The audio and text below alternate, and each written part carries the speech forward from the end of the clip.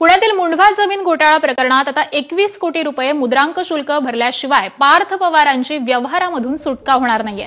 कारण व्यवहार रद्द करण्यासाठी पार्थ पवारांच्या अमेडिया कंपनीला 21 कोटींचा मुद्रांक शुल्क भरावा लागेल अशी अट ही सहदुय्यम निबंधकांनी घातली आहे। उपमुख्यमंत्री अजित पवारांनी पुण्यातील मुंढवा भागातील वादग्रस्त जमिनीचा व्यवहार हा रद्द करत असल्याचं जाहीर केलंय।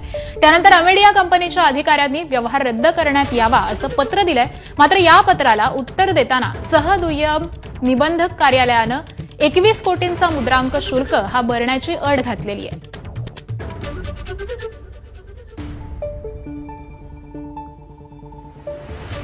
तर पार्थ पवार जमीन घोटाळा प्रकरणात 9 जणांवरती गुन्हे दाखल करण्यात आलेत। कंपनीची 99% भागीदारी असताना देखील पार्थ पवारांवर मात्र गुन्हा दाखल झालेला नाही। त्यावरून राज्याचे मुख्यमंत्री फडणवीस, उपमुख्यमंत्री अजित पवार आणि महसूल मंत्री चंद्रशेखर बावनकुळेंनी थातूर-मातूर स्पष्टीकरण दिल्याचं दिसून येत आहे। रजिस्ट्रार ऑफिसमध्ये सह्यांसाठी हजर होते त्यांच्यावरच गुन्हे दाखल झाल्याचं स्पष्टीकरण हे अजित पवारांनी दिलंय। तर गुन्हे दाखल करण्यासंदर्भात आपण महसूल मंत्री चंद्रशेखर बावनकुळेंशी बोलल्याचंही अजित पवारांनी सांगितलंय। विरोधकांनी मात्र गुन्हे शाखेच्या कारवाईवर संशय घेतलाय। पार्थ हे कंपनीचे 99% मालक आहेत, मात्र त्यांच्यावर गुन्हा दाखल का नाही असा सवाल विरोधकांनी उपस्थित केलाय।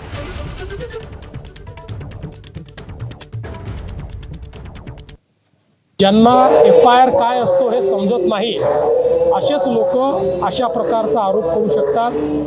FIR दाखल करत असताना ज्या एक्सप्रेस्ड पार्टीज असतात त्यांच्यावर FIR दाखल होतो। यामध्ये ती जी कंपनी आहे त्या कंपनीचे जे ऑथराइज सिग्नेटरी आहेत त्या सिग्नेटरीवरच FIR दाखल होतो। तो FIR दाखल झाला आहे, पण हे आपण लक्षात घेतलं पाहिजे की ज्यावेळेस एखादा FIR होतो याच्यामध्ये ज्यांनी साईन केली ते, ज्यांनी विक्री केली ते, ज्यांनी त्या संदर्भात चुकीचं रजिस्ट्रेशन केलं ते, ज्यांनी फेरफार केला ते, अशा सगळ्यांवर हा FIR दाखल झालेला आहे। काही जणांनी विचारलं की बाबा त्या कंपनीमध्ये पार्थ पवार असताना त्यांना कसं काय त्यांचं नाव टाकलं गेलं नाही। तर मला माहिती अशी मिळाली की रेव्हेन्यू मिनिस्टर चंद्रशेखर बावनकुळे साहेबांनी सांगितलं की जे ऑफिसला आलेले होते त्या ऑफिसला येऊन ज्यांनी सह्या केल्या त्यांच्यावर FIR दाखल केलेला आहे।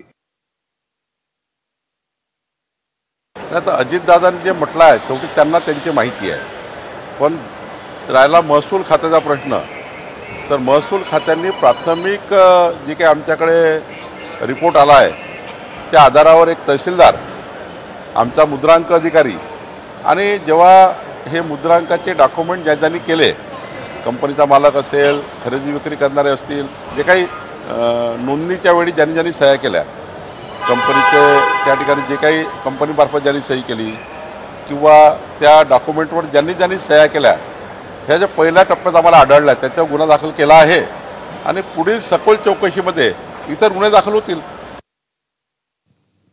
तर पार्थ पवार जमीन घोटाळ्यात अजित पवारांनी खोटं रेटलं अशी चर्चा सध्या रंगू लागली आहे। 3 ते 4 महिन्यांपूर्वी हे कळलेलं होतं, त्याचवेळी सांगितलं की चुकीचं काहीही चालणार नाही असं अजित पवार म्हणालेले होते। मात्र दुसऱ्याच दिवशी त्यांनी U-टर्न घेतल्याचं दिसून आलंय। या व्यवहाराबाबत आपल्याला काहीही माहिती नसल्याचं अजित पवारांनी सांगितलंय।